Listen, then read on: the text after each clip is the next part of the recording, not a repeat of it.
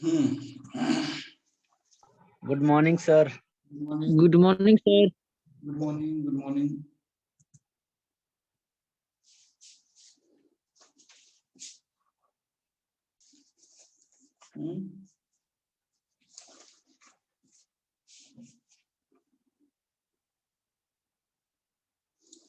Okay,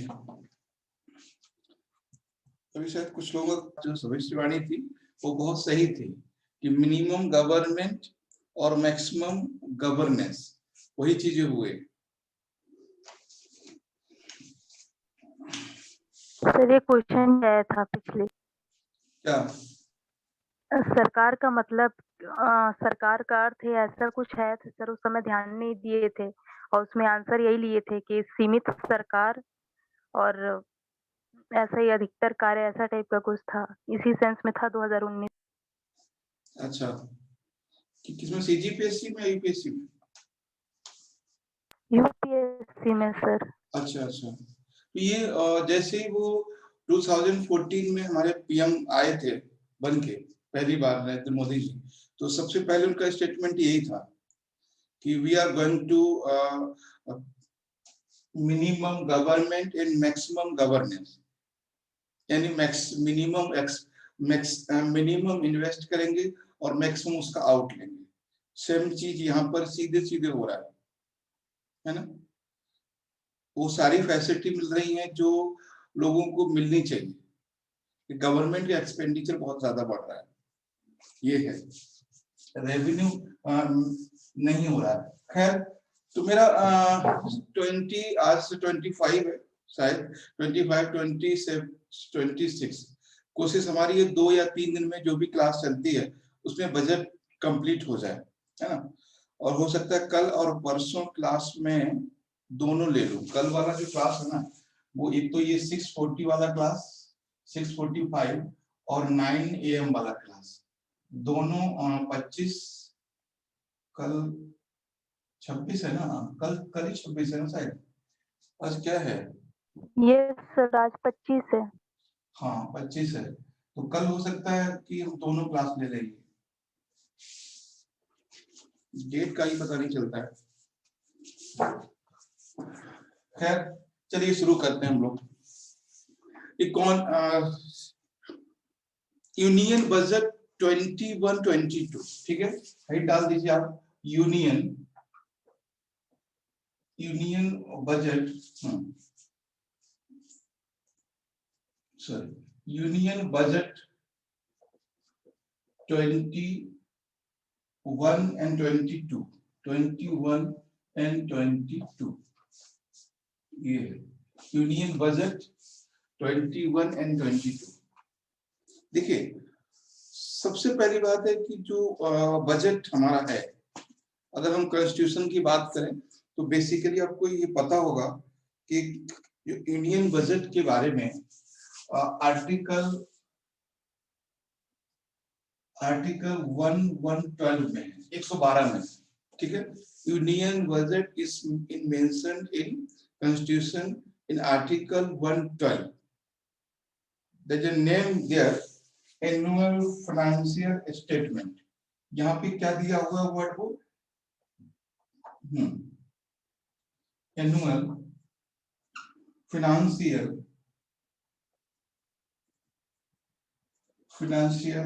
statement, okay, statements, ये है annual financial statement.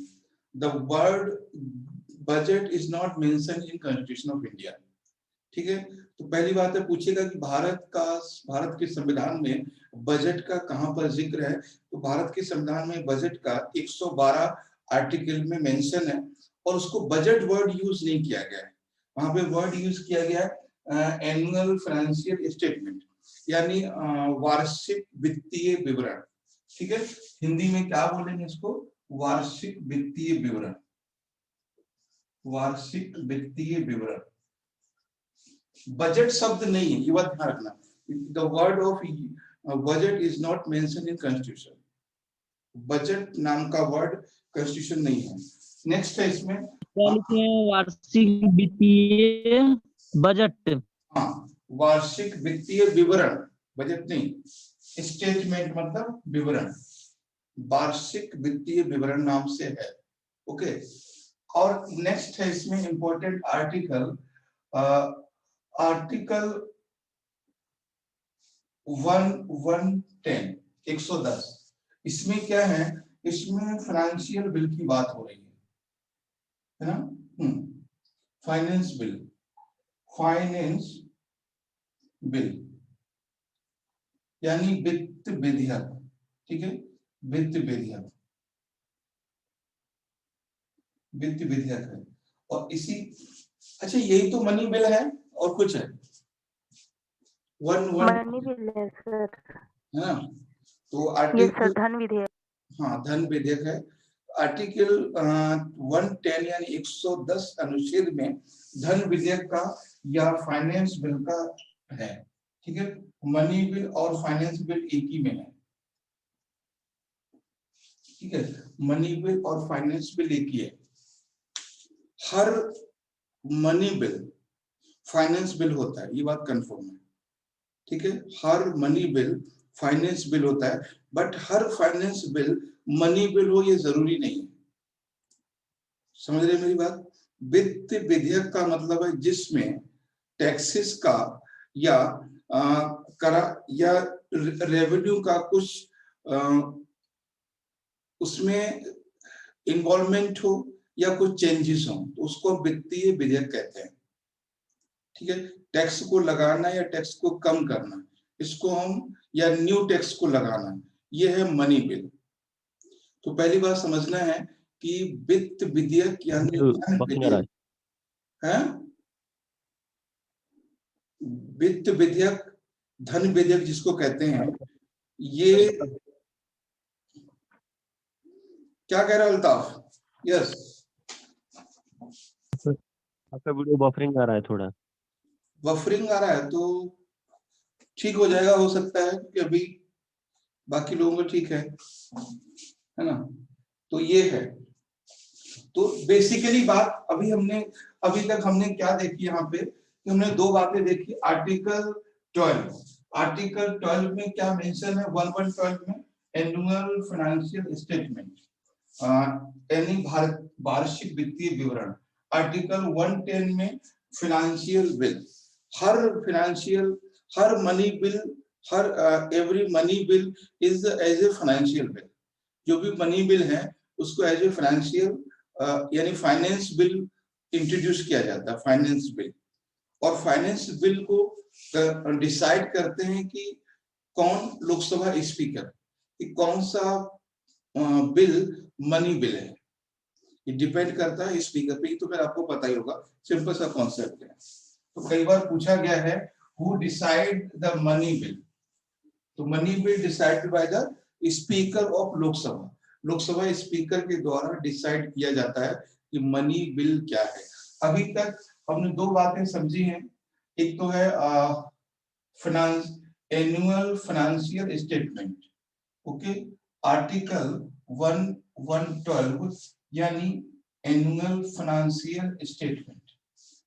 Second है article 110, that means finance bill, finance bill, और इसी को लोग मनी बिल कहते हैं, ठीक है, इसी को मनी बिल भी कहते हैं।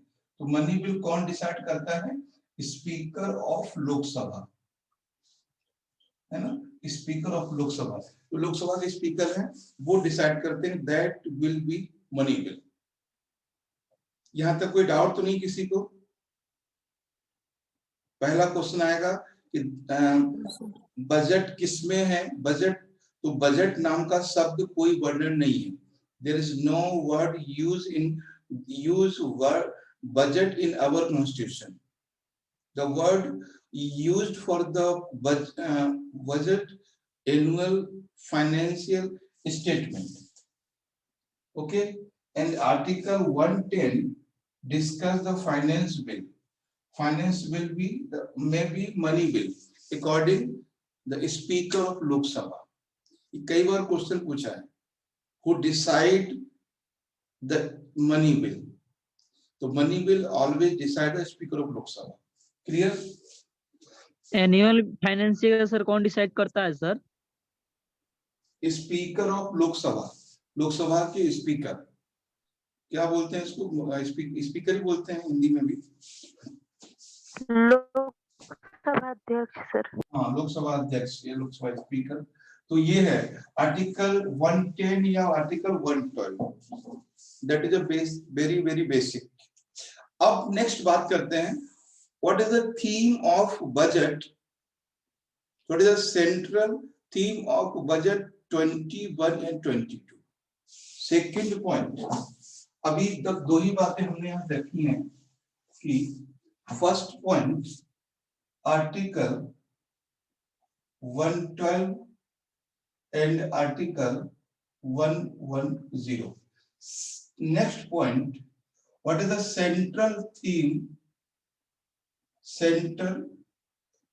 of budget 21 and 2022? What is the central theme? यानी जो बजट की थीम क्या है? थीम को समझते हैं क्या होता है? थीम की हिंदी क्या है? मोस्टली तो थीम ही वर्ड लिखा होता है, जो कहते हैं एक वर्ड में जो बोला जाए। तो what is the central theme of budget 2021? Yes, क्या है सेंट्रल थीम? देखिए, सेंट्रल थीम दो है। पहली बात, सेंट्रल थीम दो है, clear? Central theme first, infrastructure financing,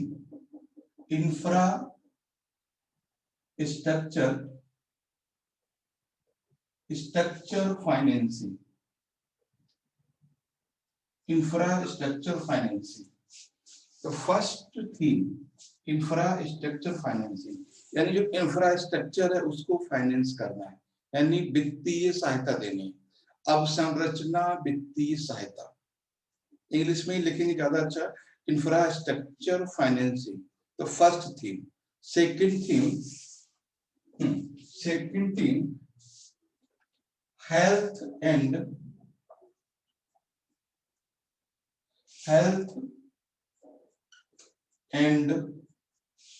well-being,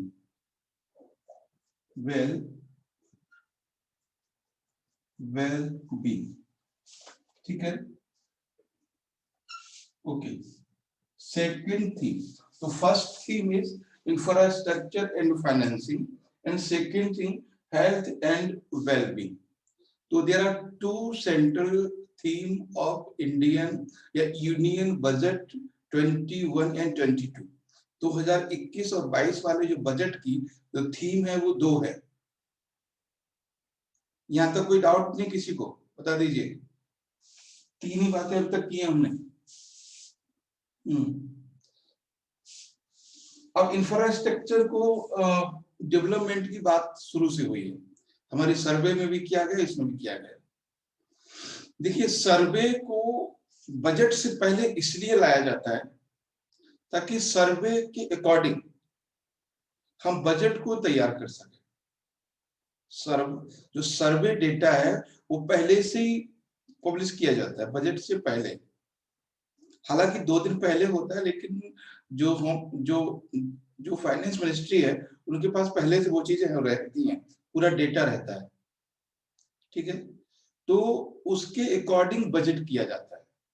तो 3 बातें समझ गए central theme of budget, infrastructure financing, health and wellbeing. Hindi sir बताने की कोशिश कर दीजिए सर एक बार। इंफ्रास्ट्रक्चर फाइनेंसिंग को मतलब है अवसंरचना की वित्तीय सहायता, या अवसंरचना को वित्तीय सहायता।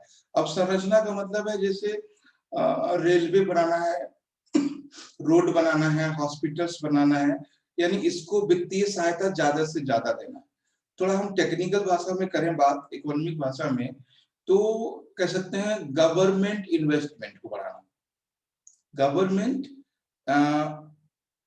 खर्च को बढ़ाना, इसको बोलते हैं इंफ्रास्ट्रक्चर फाइनेंसिंग। जो भी हमारे चीजें सपोर्ट कर रही है सिस्टम को, जो भी प्राइवेट, जो भी पब्लिक सेक्टर की चीजें हैं, वो सारी की सारी इंफ्रास्ट्रक्चर है, ठीक है। चाहे वो हमारे घर में टंकी का पानी आ रहा है म्युनिसिपैलिटी का, वो भी इंफ्रास्ट्रक्चर का पार्ट है, ठीक है। या फिर हमारे पड़ोस में कोई अगर डिस्पेंसरी है, अगर वो गवर्नमेंट की है, तो वो भी इंफ्रास्ट्रक्चर है, ठीक है। तो वो पार्ट जो गवर्नमेंट सेक्टर का है, उस सारे पार्ट्स को हम इंफ्रास्ट्रक्चर कहते हैं, ठीक। तो ये है। और हेल्थ एंड वेल बीइंग, और इसमें स्वास्थ्य और क्या हिंदी बोल सकते हैं इसकी, वो तो इंग्लिश में भी यही लिखा हुआ है वहां पे, ये स्वास्थ्य। समझ गए हैं सर। हाँ, तो बस फीलिंग को समझिए और क्या है। तो ये था सेंट्रल बजट का थीम। अब एक चीज हम और बताते हैं आपको, ये क्वेश्चन बन सकता है आपसे, है ना। और ये क्वेश्चन आपके मेंस में भी बन सकता है, कि जब भी क्वेश्चन पूछेगा मेंस में कि प्रेजेंट में, देखो क्या होता है कि गवर्नमेंट का हमें विजन पता चलता है थीम से, गवर्नमेंट का विजन पता चलता है। और ये विजन हमें कौन देता है, हमें मतलब गवर्नमेंट को ये विजन कौन देता है, ये गवर्नमेंट को विजन देता है इकोनॉमिक सर्वे, कि हमें कैसा बजट बनाना है, हमें किन किन बातों पे फोकस करना है। सही बताएं कि जो बजट है वो इकोनॉमिक सर्वे पर डिपेंड करता है, इकोनॉमिक सर्वे पर, ठीक। और हम लोग क्या करते हैं कि इकोनॉमिक सर्वे को कंसीडर नहीं करते। मैं आपको यकीन दिलाता हूं, अगर आप इकोनॉमिक सर्वे को अच्छे से समझते हैं, तो आपकी रैंक यहां से, है ना, 465 से सीधे 10 तक पहुंच सकती है, ये सीधे, अगर आप इकोनॉमिक सर्वे को समझते हैं तो। बहुत इंपॉर्टेंट है। और जिस दिन आप लोग सक्सेस होंगे, जब भी वो एग्जाम पास करेंगे, तो आपको कम से कम 2020 हाँ 2019 एंड 2020 एंड 2020 एंड 2021, ये 2 सर्वे आपको पढ़ना पड़ेगा। अभी आप लोग पेपर दे लीजिए, प्रीलिम्स का कोई बात नहीं है, लेकिन जब पेपर देने के बाद, अभी हो सकता है तो ये वाला पढ़िए नया, लेकिन जब आप मेंस लिखने जाएं तो 19 एंड 20 का सर्वे और 20 एंड 21 का सर्वे, दोनों आप लोग पढ़ के जाए, कम से कम समरी पता होनी चाहिए। तो कोशिश हम भी करेंगे जब मेंस आएगा तो, लेकिन आप अपने लेवल से चीजों को करिएगा, कि तो आपको सारी चीजें समझ आएंगी रियल में। What is the Indian economy, what is the Indian agriculture, what is the Indian public sector, what is the Indian industry, what is the Indian banking system, सारी चीजें आपको समझ में आएंगी क्लियर, सारी चीजें। बैंकिंग समझ में आएगा, एग्रीकल्चर समझ में आएगा, इंडस्ट्री आपको समझ में आएगी, ट्रेड आपको समझ में आएगा, है ना, गवर्नमेंट पॉलिसी समझ में आएगी, गवर्नमेंट के इन्वेस्टमेंट समझ में आएंगे। और क्या चाहिए यूपीएससी को, बाकी चीजें हम लोग तो पढ़ते हैं, बाकी चीजें हम लोग तो बेसिक में करते हैं, इबादत खाना क्या है ना। और 25 सर इकोनॉमिक सर्वे में सबसे ज्यादा तो डेटा ही होते हैं, मतलब उसको कैसे समझें ये भी तो समझ नहीं आता, मतलब क्या क्या समझें और कैसे समझें यूपीएससी के लिए। तो डेटा को समझना तो पड़ेगा, क्योंकि आपको जब आप सर्विस में जाते हैं फील्ड में, तो आपके सामने सिर्फ डेटा होता है, और डेटा से आपको एनालाइज करना होता है, ठीक है। आपके सामने वहां डेटा होता है, और डेटा से ही एनालाइज करना होता है, और डेटा से वो क्वेश्चन बनाते हैं, क्योंकि डेटा को तो समझना बहुत जरूरी है, बहुत जरूरी है डेटा को समझना। अब डेटा को समझना क्या है, देखिए जैसे मान लीजिए अगर उसमें कहा कि जैसे राइस, जैसे है ये राइस, जैसे राइस प्रोडक्शन, ठीक है, राइस प्रोडक्शन है, किसी ने बोला कि 2018 एंड 2019, अरे सिकंदर आवाज बंद कर लीजिए अपनी, 2020 इस तरह से है। कभी उसमें बोला सपोज करो 18, 19 and 20। आवाज नहीं मिलता है।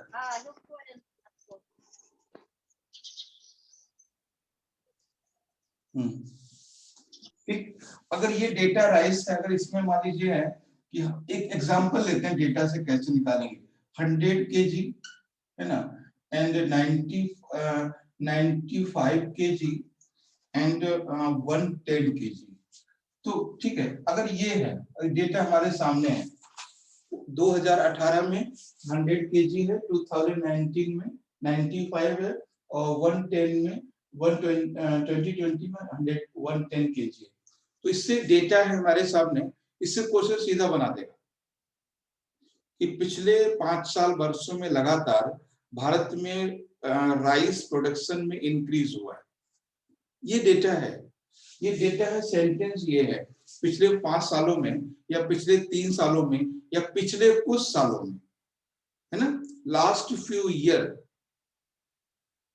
ओके, पिछले कुछ सालों में राइस के प्रोडक्शन में इंक्रीज देखा गया है, तो सेंटेंस गलत हो जाएगा।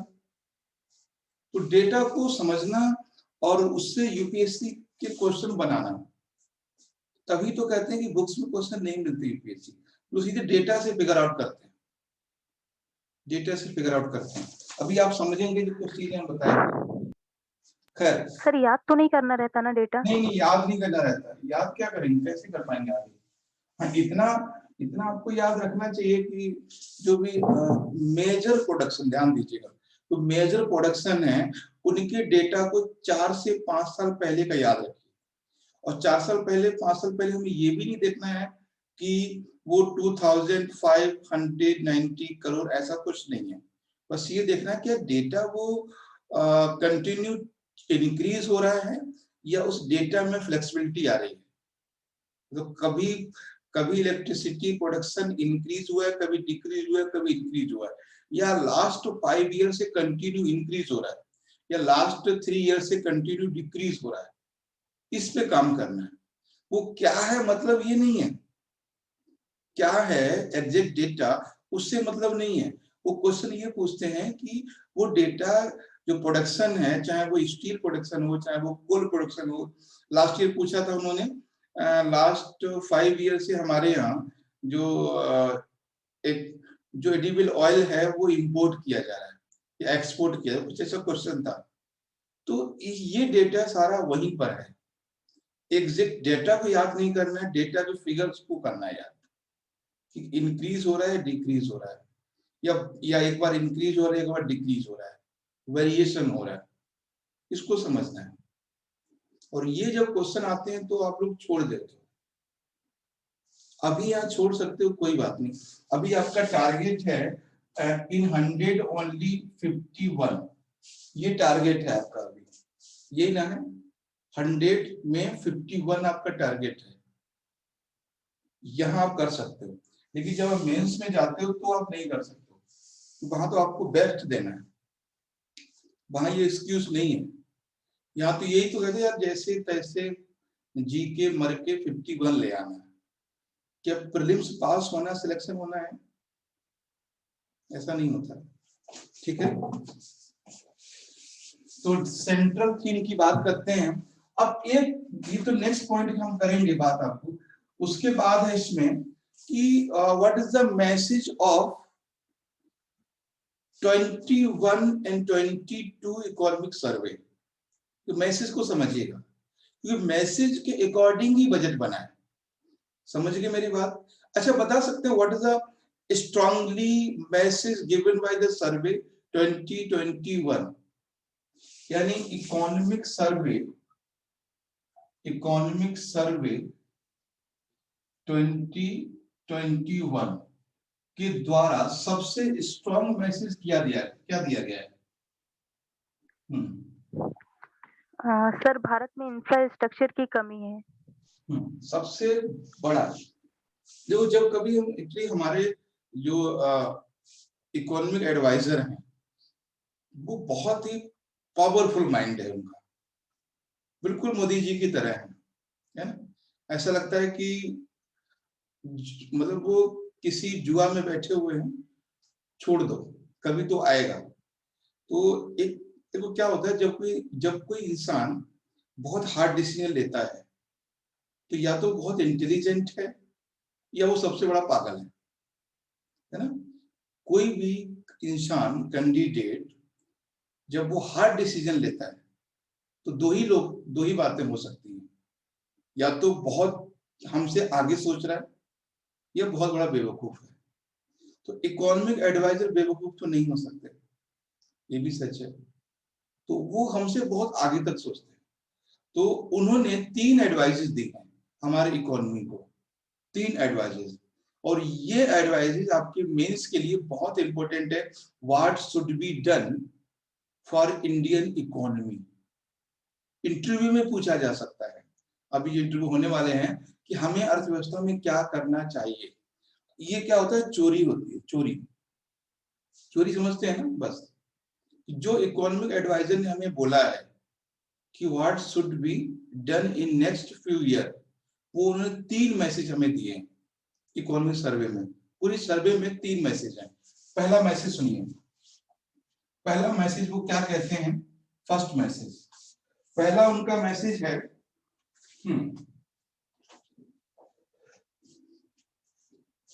spend more and more, spend more and more in infrastructure,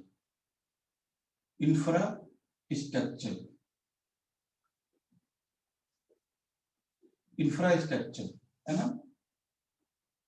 Do not worry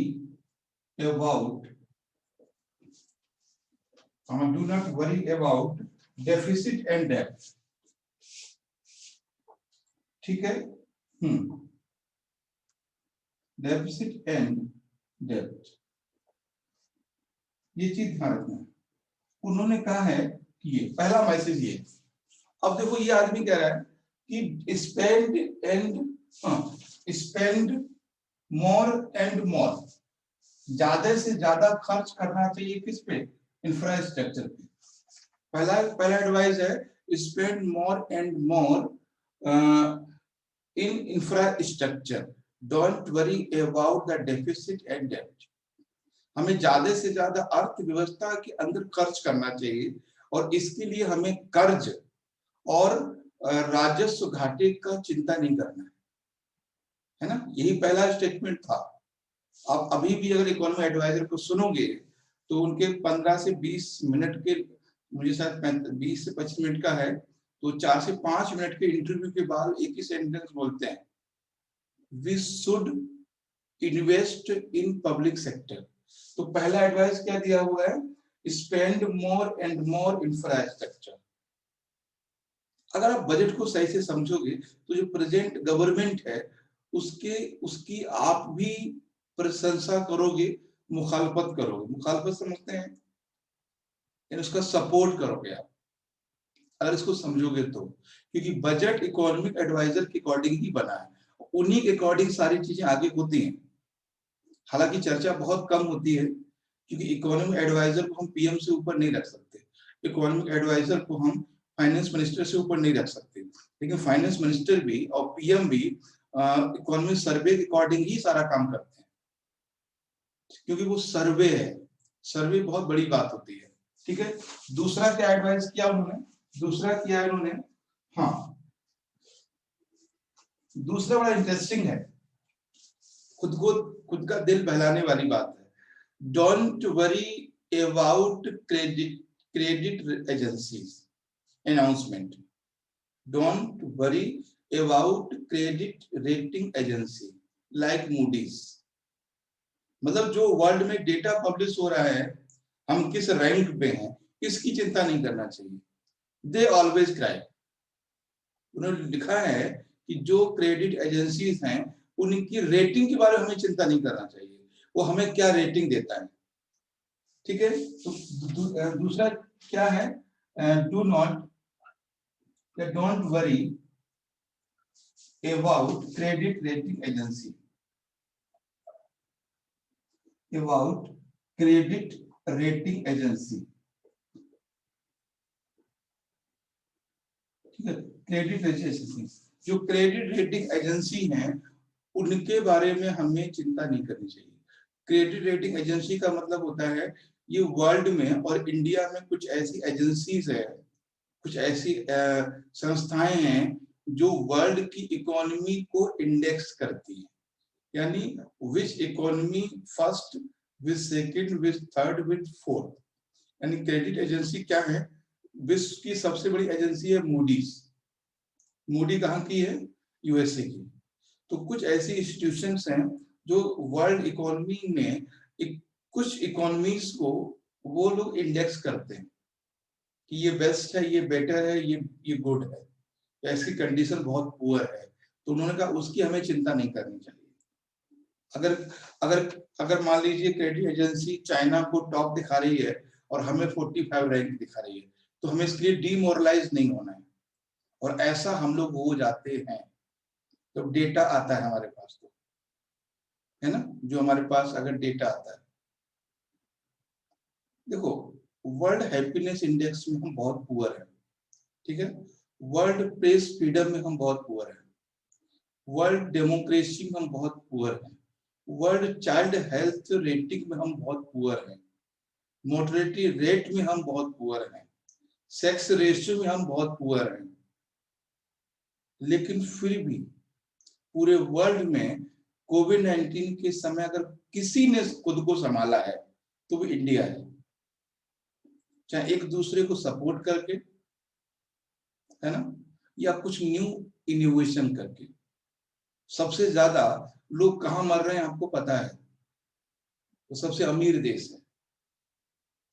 हमारी बात समझ रहे हैं ना, कि अगर ये रेटिंग एजेंसी डेमोक्रेसी की एजेंसी देती है 139 कंट्रीज में हमारा इतना में है, ईज ऑफ डूइंग में हम लोग कहाँ से कहाँ हैं, तो कभी भी किसी इंडेक्स में हम लोग बहुत नीचे हैं, लोएस्ट में, यानी थर्ड से भी नीचे हैं हम लोग, बहुत लोएस्ट में। लेकिन आज अगर देखोगे, अब कहीं अगर इंडिया खड़ा है पूरे वर्ल्ड में, तो कहीं सबसे आगे इंडिया है। और ये चीज हमारे अभी कल परसों लोग न्यूज में देख भी रहे थे कि इंडिया आने वाले दिनों में सेकंड तो नहीं लेकिन तीसरा कंट्री होने वाला है बहुत जल्द।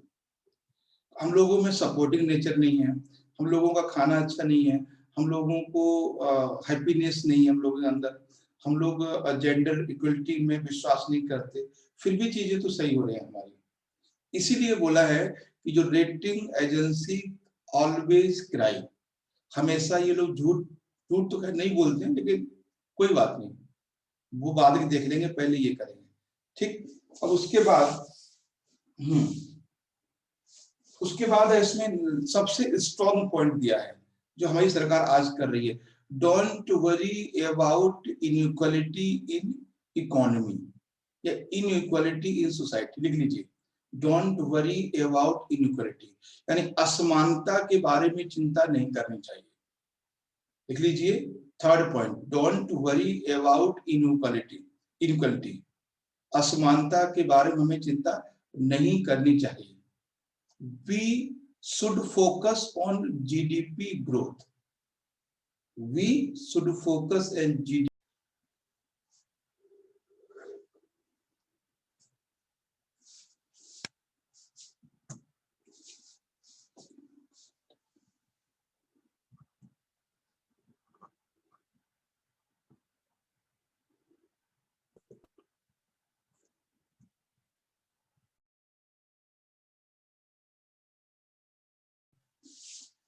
ठीक है, तो लिख लीजिए तीसरा पॉइंट क्या है, वी शुड नॉट वरी या we don't worry about inequality, हमें असमानता की चिंता नहीं करनी चाहिए।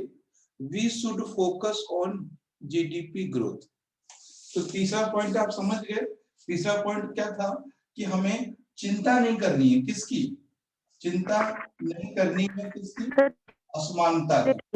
एक मिनट, असमानता की, ठीक है। We should focus GDP growth, GDP growth. जी आप बताएं क्या कह रहे थे? सर ये जेंडर अनइक्वालिटी है ना थर्ड वाला? जेंडर नहीं है थर्ड। असमानता मतलब कौन सी समानता? असमान जेंडर इक्वलिटी हम लोग फॉलो नहीं कर, मतलब नहीं कर सकते। इनइक्वालिटी मींस पर्टिकुलर एक कोई ऐसा सेक्शन है जो गरीब है, एक कोई ऐसा सेक्शन है जो अमीर है। तो हमें ये ज्यादा नहीं सोचना है कि सारे लोग एक बराबर हो जाएं, है ना। ये उन्होंने कहा है कि हमको ये ज्यादा फोकस इस पे नहीं करना है अभी, क्योंकि क्योंकि उन्होंने क्या बोला है, व्हेन इकोनॉमी ग्रो, ध्यान दीजिएगा, when economy grow poverty automatically reduce. जब इकोनॉमी ग्रो करती है तो खुद ब खुद गरीबी कम हो जाती है। मान लीजिए कि अभी हम इसी पे चिंता करते रहे कि देखो भाई एक आदमी है जो 200 रुपए दिन कमाता है और एक है जो 2000 दिन कमाता है, तो इस गैप को हम भरने में लग जाएंगे तो अभी हम ग्रोथ पे फोकस नहीं कर पाएंगे। तो जो इनइक्वालिटी की बात हो रही है वो इकोनॉमी बेस पे हो रही है, ना कि सोशल या जेंडर। क्लियर है? क्योंकि सोशल इनइक्वालिटी को हम लोग नहीं बढ़ावा दे सकते। Yes sir. हम इकोनॉमिक इनइक्वालिटी की बात कर सकते हैं लेकिन सोशल पर नहीं, जेंडर पर भी नहीं। ठीक है, तो क्या लिख रहे हैं, डोंट वरी, लिख दिया, don't worry about inequality, don't worry about inequality. Okay, focus on GDP growth.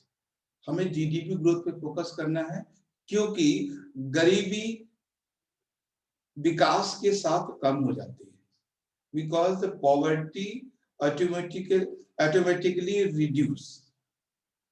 Clear है? तो 3 मैसेज आपको समझ में आ गए कि 3 मैसेज कौन है इनके। अभी तक हमने पूरे क्लास में जो बातें बोली हैं वो यही है। एक बार फिर से समझ लीजिए, 3-4 बातें बोली हैं। पहले हमने कहा कि जो बजट है यानी वो है अनुच्छेद 112 में, और उसका मतलब है फाइनेंशियल स्टेटमेंट। ठीक है, एनुअल फाइनेंशियल स्टेटमेंट, AFS, वार्षिक वित्तीय विवरण। इसमें क्या दिया हुआ है, इसमें फाइनेंस बिल की बात हुई है, वित्त विधेयक की बात हुई है। सेंट्रल थीम हमने 2 बताया आपको, है ना। पहला था इंफ्रास्ट्रक्चर फाइनेंसिंग, यानी अवसंरचना को बढ़ावा देना या अवसंरचना को वित्तीय सहायता देना। दूसरा था हेल्थ एंड वेल बीइंग, और तीसरा पॉइंट है इसमें इकोनॉमिक सर्वे के 3 मैसेज। ठीक है, पहला मैसेज क्या है उनका,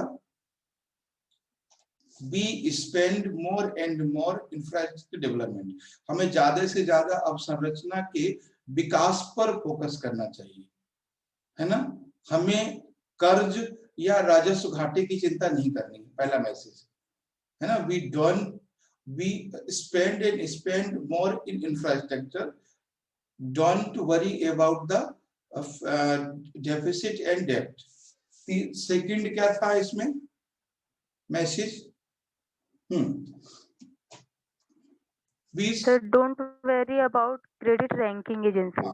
क्रेडिट रैंकिंग एजेंसी या क्रेडिट एजेंसी, हमें उनके बारे में बहुत ज्यादा सोचना नहीं है। वो जो भी अपना रैंक देते हैं ठीक है, हमें अपना काम करना है। उसके बाद था इसमें कि we should not think about inequality, economic inequality, focus on GDP growth, है ना। When economy grow the poverty automatically reduce. 3 message दिए उन्होंने, और इसी 3 मैसेज पे गवर्नमेंट पूरा काम कर रही है। चाहे वो बजट का बनाना हो, चाहे वो मोनेटाइजेशन हो, चाहे वो इन्वेस्टमेंट यानी डी इन्वेस्टमेंट हो, कुछ भी हो, वो सारे काम इसी पे कर रही है। हमें ज्यादा से ज्यादा खर्च करना है चीजों को लेके, ठीक है। तो ये है, अभी आपका यहाँ तक बात हुई है। तो अब इसमें पूछा इन्होंने कि जो गवर्नमेंट क्या कर रही है, गवर्नमेंट इंफ्रास्ट्रक्चर के डेवलपमेंट के लिए कौन कौन से काम कर रही है। ठीक है, तो गवर्नमेंट स्टेप, गवर्नमेंट द्वारा अवसंरचना के विकास के लिए या अर्थव्यवस्था के विकास के लिए उठाए गए कदम। हेडिंग डाल दीजिए, government step taken for development Indian economy. Government step taken for Indian economy, development of Indian economy. भारतीय अर्थव्यवस्था के विकास के लिए भारत सरकार द्वारा उठाए गए कदम। ठीक है, क्या क्या कर रही है, और तब आपको लगेगा कि वास्तव में सरकार सही कर रही है या गलत कर रही है। ठीक, सरकार जो है, जो गवर्नमेंट ऑफ इंडिया है, government of India, India step. ठीक है, क्या क्या कदम उठा रही है भारत सरकार द्वारा उठाए गए कदम। भारत सरकार 2 कदम उठा रही है। पहला, ठीक है, पहला कदम है इसमें in government sector, okay, government sector यानी सरकारी क्षेत्र में और प्राइवेट सेक्टर। ठीक है, प्राइवेट सेक्टर, इन दोनों में प्राइवेट सेक्टर। तो इसमें क्या क्या सरकार कर रही है, government sector and private sector.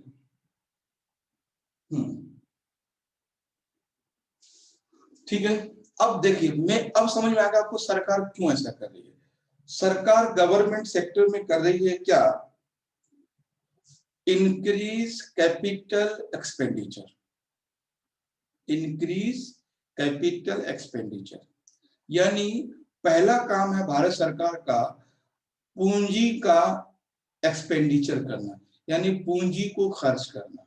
सबसे पहला है पूंजी को खर्च करना, या पैसे का कैसे ना कि पूंजी कैपिटल कैसे सरकार के पास ज्यादा से ज्यादा हो। ठीक है, तो पहला काम है इसमें capital expenditure, increase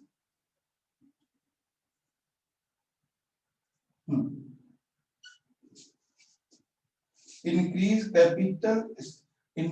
in capital expenditure, ठीक है।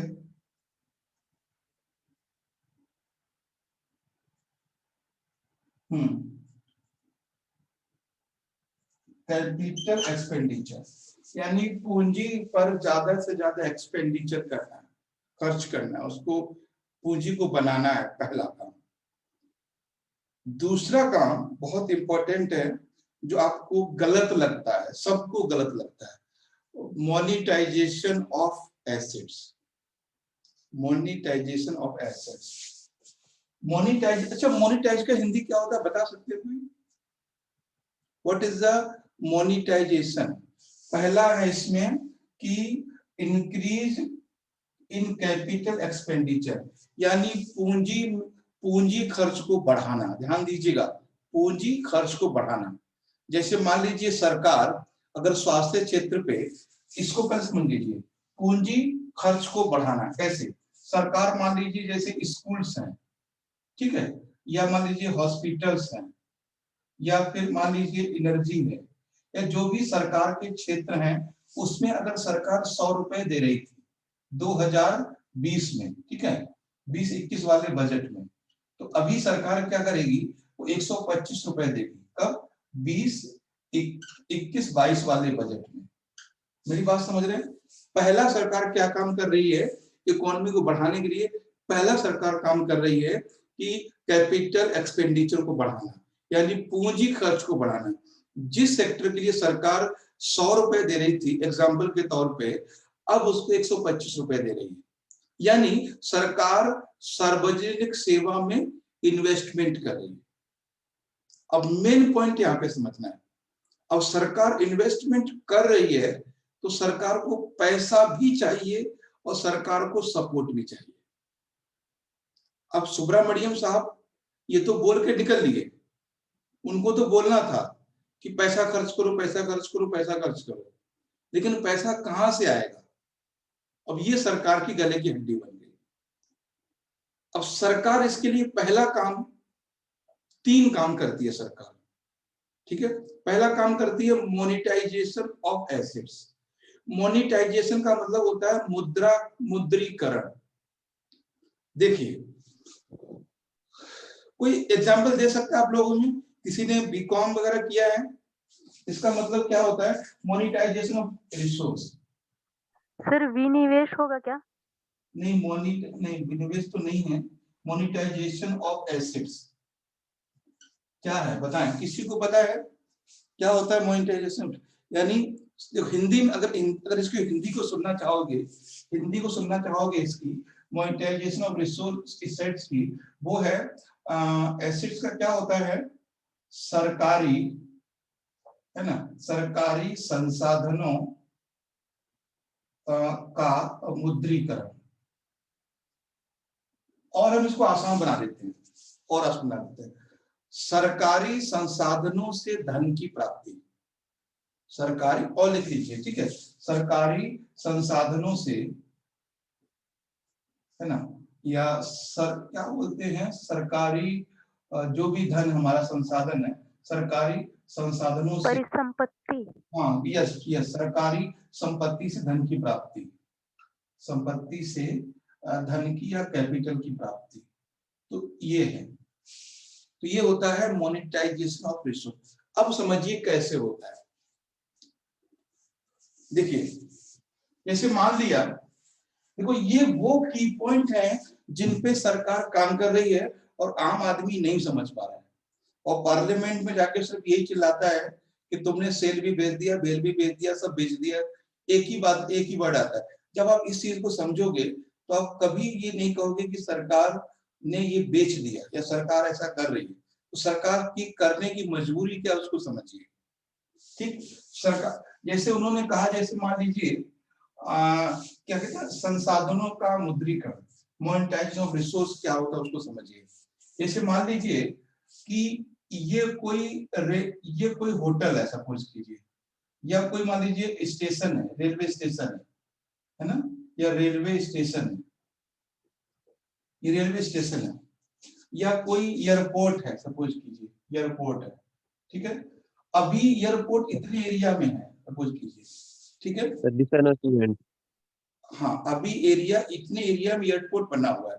एयरपोर्ट और रेलवे स्टेशन किसकी संपत्ति है? सरकार की, ठीक। अब सरकार क्या करती है, इस एरिया में से, इस एरिया को इतना बनाने के लिए, ध्यान देना, इतना बनाने के लिए इसमें प्राइवेट सेक्टर को पार्टिसिपेट कर लेती है। प्राइवेट सेक्टर को, ध्यान दीजिएगा, प्राइवेट सेक्टर को सहभागी बना देती है। अब आप बताइए, जो यमुना एक्सप्रेस बना है दिल्ली से आगरा तक, आप लोग सुना होगा यमुना एक्सप्रेस वे, या बहुत सारी ऐसी योजनाएं हैं जो प्राइवेट सेक्टर ने बनाई हैं। तो क्या यमुना एक्सप्रेस पे भारत सरकार के पास पैसा ऐसा नहीं था, लेकिन वो किसने बनाया है? जेपी ग्रुप ने। तो जेपी ग्रुप का सपोर्ट लिया गया किसमें? यमुना एक्सप्रेस वे को बनाने के लिए। उसी तरह से अब तक भारत सरकार के पास जो एयरपोर्ट था या रेलवे स्टेशन था, इतने एरिया बनाए, और इस एरिया को डेवलप करने का काम कर दिया प्राइवेट सेक्टर ने। अब जो इनकम होगी वो कुछ दिन तो प्राइवेट सेक्टर इससे ले लेंगे, वसूल कर लेंगे। मोनेटाइजेशन का मतलब ये बिल्कुल नहीं है कि सरकार ने प्राइवेट सेक्टर को वो जगह बेच दी है, कभी नहीं। मोनेटाइजेशन का मतलब है कि सरकार ने कुछ समय के लिए बीओटी पे काम कर रहे हैं। बीओटी समझते हैं? बीओटी कॉन्सेप्ट, यानी बुल्ट, ऑपरेट एंड ट्रांसफर, बनाओ, चलाओ और हमें दे जाओ। Yes sir. इस पे कॉन्सेप्ट है, इसको बोलते हैं monetization of resource, monetization of asset. यानी जो हमारे पास संसाधन है, जो हमारे पास परिसंपत्ति है, उससे हमें इनकम को बढ़ाना है। अब सरकार के पास उतना पैसा नहीं है, तो क्या करते हैं, वो प्राइवेट सेक्टर का सपोर्ट लेते हैं। प्राइवेट सेक्टर से बोलते हैं काम करो भैया, ठीक है, तुम इस एरिया को डेवलप करो, जितना तुम्हारा खर्च हो रहा है उसको तुम निकालो और यहां से चले जाओ, ठीक। तो आगे आने वाले समय में उस रिसोर्स से भारत सरकार को इनकम होगी, क्योंकि भारत सरकार को क्या करना है, पहला क्या कहते हैं, स्पेंड एंड स्पेंड, ज्यादा से ज्यादा खर्च करो, किस पर, अवसंरचना के विकास पर। जब भैया सरकार के पास पैसा ही नहीं होगा तो वो खर्च कहां से करेगी, ठीक है। तो सरकार के पास पैसा कैसे आएगा, सरकार के पास पैसा आने के 2-3 कारण हैं कि वो एक तो प्राइवेट सेक्टर को उसमें इन्वॉल्व करे, है ना, और दूसरा डिसइन्वेस्टमेंट करे, ठीक है। डिसइन्वेस्टमेंट का मतलब होता है कि कंटिन्यू किसी कंपनी में कुछ शेयर प्राइवेट सेक्टर को हमेशा के लिए दे देना, ये होता है डिसइन्वेस्टमेंट। और मोनेटाइजेशन का मतलब होता है कि उसे कुछ समय के लिए उसकी सेवाएं लेना। देखो बहुत कम लोग समझते हैं मोनेटाइजेशन का और डिसइन्वेस्टमेंट का भेद, डिफरेंस। डिसइन्वेस्टमेंट होता है विनिवेशीकरण, ध्यान रखना, एक 2 वर्ड है यहाँ पे, एक होता है विनिवेशीकरण डिसइन्वेस्टमेंट, और दूसरा होता है मुद्रीकरण। दोनों में फर्क है। जो हमने, अब समझ जाएंगे आप लोग, जो हमने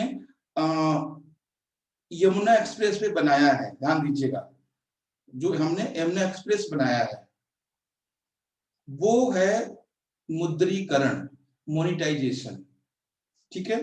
और जो हमने LIC में प्राइवेट सेक्टर को इन्वेस्टमेंट करने की अनुमति दी है वो है विनिवेशीकरण। मेरी बात समझ आ रही है आपको? दोनों में बहुत कम डिफरेंस है, लेकिन समझने के लिए बहुत ज्यादा थोड़ा सा टेक्निकल होना पड़ेगा आपको। हमने बोला ठीक है काम करते हैं भाई, सरकार ने बोला तुम एक काम करो, एक यूनिवर्सिटी बनाओ, है ना, जिसमें लोग पढ़ें, उसमें साइंस, उसमें डॉक्टर बने, इंजीनियर बने, अधिकारी बने, सब लोग बने, और तुम यूनिवर्सिटी को 25 साल चलाओगे, 25 साल के बाद आप सरकार को सौंप जाओगे। ये है मुद्रीकरण। अरे भाई वो कमाए, उसने बनाई है यूनिवर्सिटी, वो चलाएगा यूनिवर्सिटी, वो कमाएगा यूनिवर्सिटी से, लेकिन जो डॉक्टर निकलेंगे, इंजीनियर निकलेंगे, जो ऑफिसर्स निकलेंगे, जो टीचर्स निकलेंगे, क्या वो उसके तो नहीं है? वो तो आपके संसाधन है ना, तो देश के संसाधन है। उस प्राइवेट सेक्टर वाले आदमी कैसे फायदा हो गया? जो यूनिवर्सिटी हम खोलने वाले थे, यानी सरकार खोलने वाली है, उस यूनिवर्सिटी को प्राइवेट आदमी ने खोल दिया। तो प्राइवेट आदमी सिर्फ कमा रहा है, लेकिन प्राइवेट आदमी जो डॉक्टर बना रहा है, प्राइवेट आदमी जो इंजीनियर बना रहा है, वो तो भारत के है ना, वो तो भारत की संपत्ति है। तो इसलिए ठीक है, अब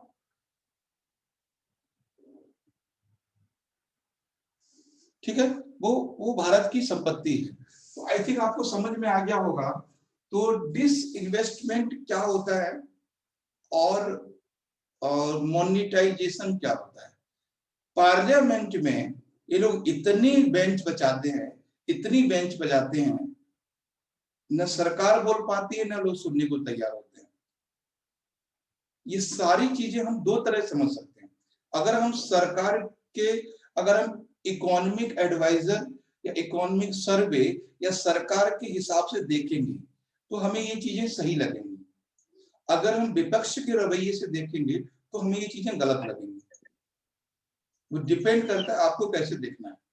वो कहते हैं कि आपने LIC में प्राइवेट सेक्टर को LIC बेच दी है, यही तो कहते हैं।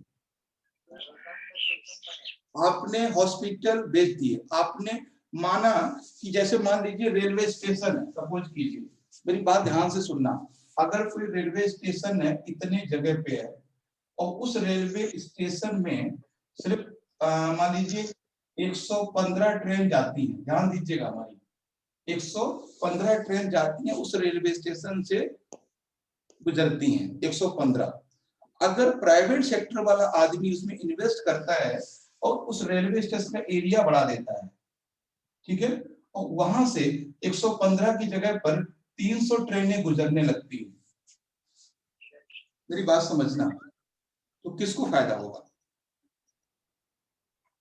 है ना? जो इसने आने वाले सरकार डेवलप किया है उसने अपना पैसा लगाया है, नो डाउट, लेकिन जो आने वाले समय में फायदा तो हम ही होने वाला है। अब जो सिर्फ पब्लिक को ये चीजें हैं, ठीक है। तो अब आप समझ गए होंगे कि सरकार जो है पैसे का दो तरह से काम कर रही है।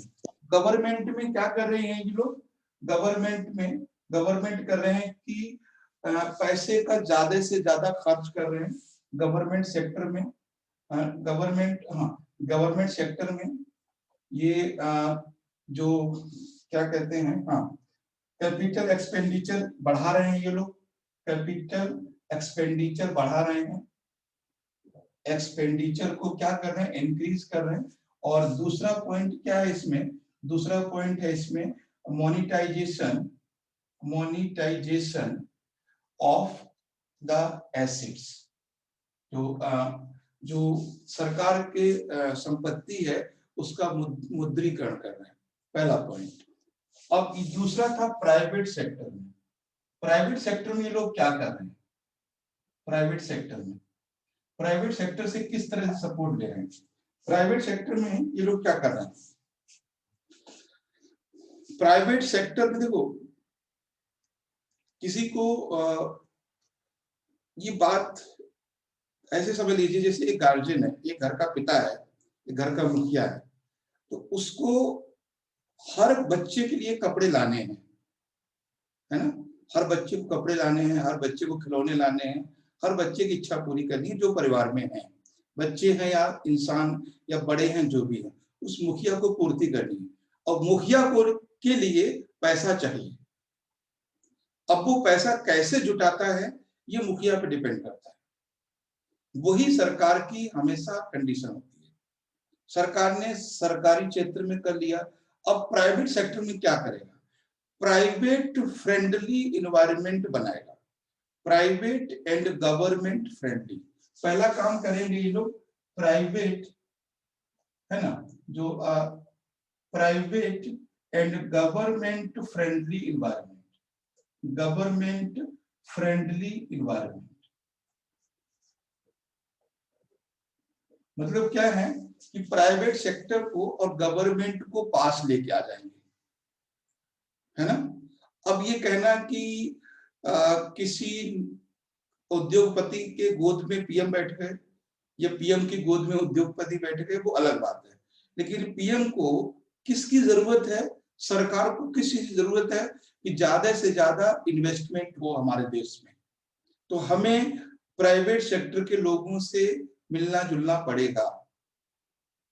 अब सरकार का पर्पज ये हो सकता है कि इन्वेस्टमेंट बढ़ाना है, इस आदमी से हमें हॉस्पिटल बनवाने हैं, इस आदमी से हमें रेलवे में विकास करवाना है, इस आदमी से हमें हेल्थ सेक्टर में यूनिवर्सिटी बनवानी है, हॉस्पिटल बनवाने हैं, एयरपोर्ट बनवाने हैं, रोड बनवाने हैं, इसलिए वो प्राइवेट और गवर्नमेंट फ्रेंडली हो रहे हैं।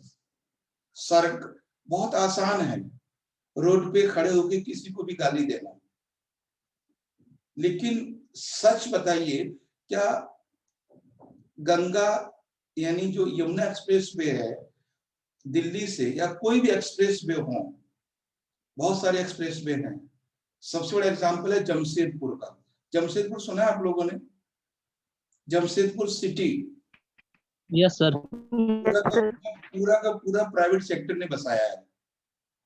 अब क्या जमशेद टाटा के पास इतना घर नहीं था कि वो वहां के रहना था, अब वहां कौन रह रहा है, उससे रेवेन्यू बन रहा है या उससे जो इनकम हो रही है वो किसको मिल रही है ना, भारत सरकार का पार्ट है ना वो। आज वह जनता जनसंख्या रह रही है, लोग रह रहे हैं, तो लोग कौन भारतीय हैं या टाटा के फैमिली के तो लोग है नहीं जमशेदपुर में, या और वो कोई सिटी बसाया जाता है, तो डिपेंड करता है।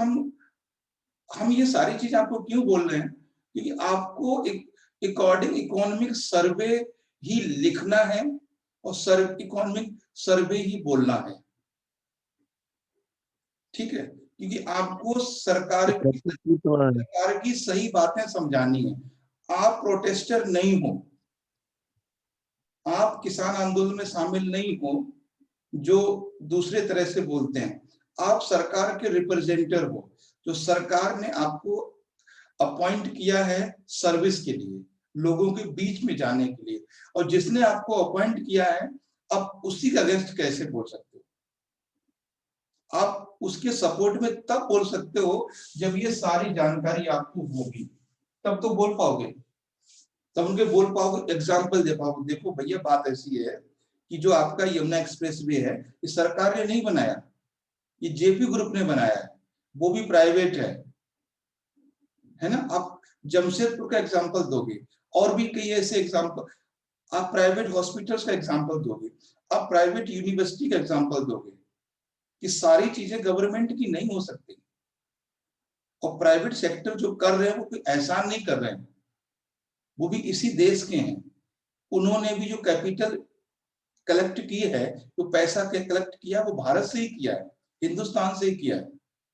तो भारत का लीगली राइट भी है, और जो उद्योगपति हैं उनका मॉरल ड्यूटी भी है कि वो करें।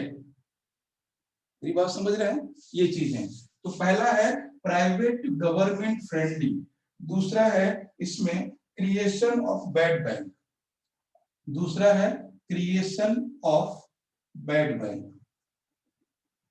बैड बैंक यानी बैड बैंक का निर्माण करना। पहला है प्राइवेट गवर्नमेंट फ्रेंडली इन्वायरमेंट, दूसरा है क्रिएशन ऑफ बैड बैंक, इसकी हम बात करेंगे अभी। नेक्स्ट है क्रिएशन ऑफ फाइनेंशियल इंस्टीट्यूशन।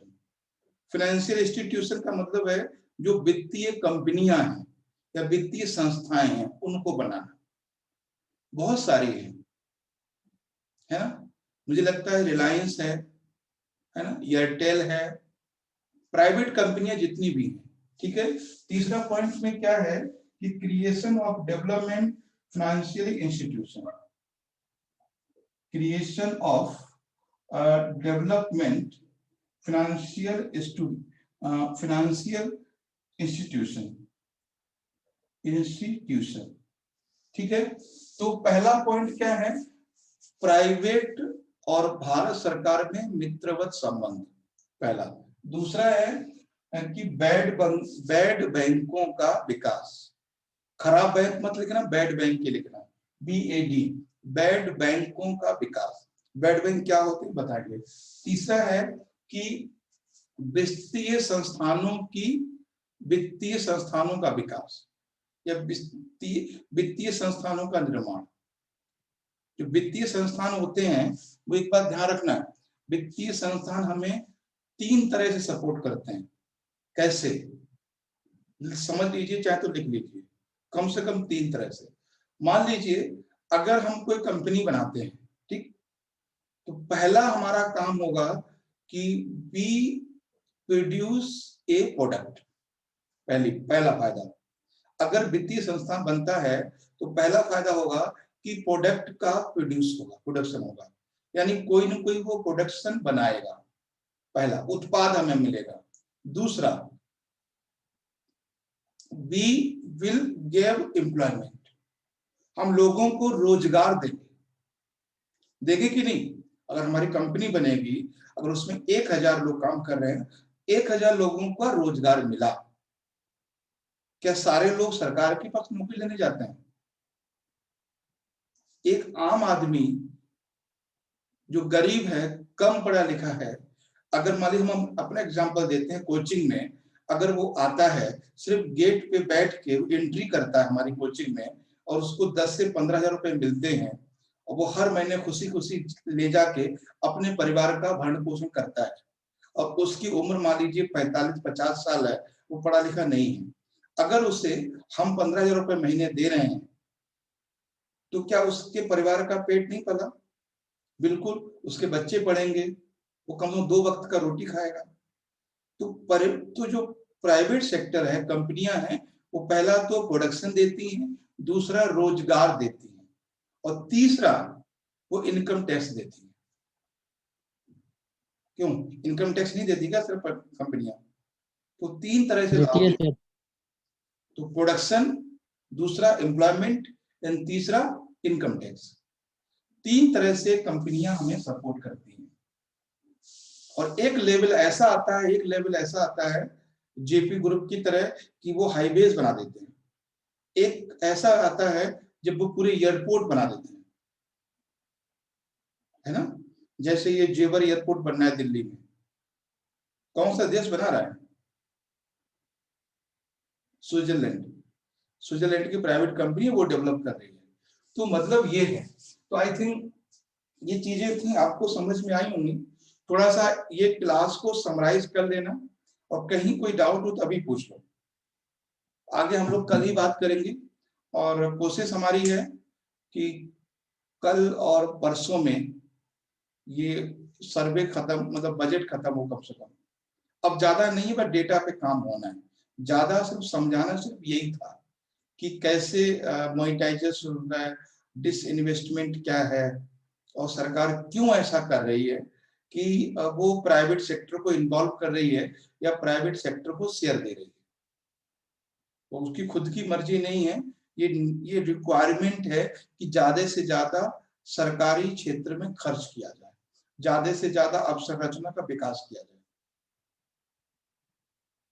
बताएं कोई ऐसा पॉइंट जो नहीं समझ में आया हो? नो सर, क्लियर है। अभी तक मैं एक बार बस, एक मिनट, हमने क्या बोला कि आर्टिकल 112 इस पे हमने बात की, फिर हमने कहा आर्टिकल 110 उस पे हमने बात की, फिर हमने कहा कि मैसेज क्या थे, है ना? मैसेज ऑफ इकोनॉमिक सर्वे, ठीक है, इकोनॉमिक सर्वे के मैसेज क्या है, इस पे हमने अभी अप्रोच बात करते हैं, ठीक है? इकोनॉमिक सर्वे पे हमने बात की, और फिर हमने कहा कि गवर्नमेंट को व्हाट्स गवर्नमेंट्स स्टेप क्या है ना? इस पे हमने बात, इसका हमने 2 पार्ट में देखा, government sector and private sector. Government sector में वो 2 काम कर रहे हैं और प्राइवेट सेक्टर में 3 काम कर रहे हैं। अब बताओ, इतनी बातें हुई हैं। Yes approach. सर वो बैड बैंक क्या था? अच्छा, बैड बैंक क्या? देखिए, बैड बैंक क्या होता है कि ये ऐसे बैंक होते हैं जो एनपीए को वसूल करते हैं। अब एनपीए क्या होता है? NPA non performing asset, NPA. तो पहली बात है, बैड बैंक ये प्राइवेट बैंक होते हैं। पहली बात, bad bank is a private bank, bad bank is not a bad bank. होता क्या है कि बैड बैंक एनपीए का रिकवरी करते हैं। अब एनपीए क्या होता है वो सुन लीजिए। NPA non performing asset, bank का वो पैसा है जो बैंक को वापस नहीं मिल रहा है, लोगों ने ले लिया है, कर्ज ले लिया है और कर्ज को वो वापस नहीं कर रहे हैं, ठीक है? एनपीए का होता है नॉन परफॉर्मिंग एसेट, ठीक है? ये ऐसा पैसा है बैंक का जो बैंक से चला तो गया है लेकिन लोग उसको वापस नहीं कर रहे हैं, ऐसे पैसे को हम एनपीए कहते हैं। ये लगभग भारत में 40,000 करोड़ रुपए अभी है। अब ऐसा पैसा जो बैंकों को वापस नहीं मिल रहा है, कुछ संस्थाएं होती हैं जो उस पैसे को कुछ परसेंटेज, जैसे हमारी एसबीआई का है, एसबीआई का मान लीजिए 5,000 करोड़ है, ठीक है? तो एसबीआई से कोई बैंक बोलेगा अच्छा हम आपका पैसा वापस तो ला देंगे, हमें 10% चाहिए। एसबीआई बोलता है ठीक है यार ले लेना, वसूल करो। तो बैड बैंक वो बैंक हैं जो एनपीए को वसूल करते हैं, और एनपीए वो पैसा है जो बैंकों से लिया गया है मगर वापस नहीं किया गया है। यस, क्लियर है अफरोज? हाँ सर। ओके, तो आगे हम लोग कल डिस्कस करेंगे, बाकी जो क्लास का टाइमिंग है वो सेम रहेगा। और बताएं बाकी लोग कौन कौन, एक बार देख लेता हूं मैं। हाँ अच्छा, एकनाथ जी क्लास करने, ठीक है। एकनाथ, कोई दिक्कत नहीं हो रही, समझ में आ रहा है? अगर कोई प्रॉब्लम हो रही है पूछ लेना। शायद आपका म्यूट किया था मैंने, क्या?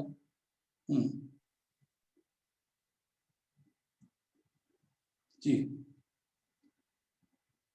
तो कभी क्योंकि थोड़ी इंग्लिश, देखो क्या है, इकोनॉमी में हिंदी में आ ही नहीं रही। बात ये है कि हम लोग क्या है कि इकोनॉमी में हिंदी वर्ड, अगर आप, अब इतनी प्रॉब्लम हो रही है कि दैनिक जागरण में भी एनपीओ को एनपीए लिख देते हैं, बैड बैंक को बैड बैंक लिख देते हैं, तो क्या करोगे? तो इंग्लिश का वर्ड यूज करना मजबूरी है।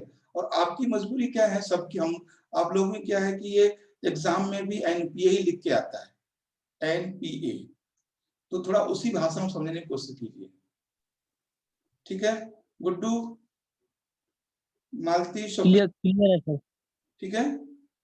बाकी हम लोग मिलते हैं 9 बजे वाली क्लास में, जैसे होता है। क्लियर है। हम्म। ये तो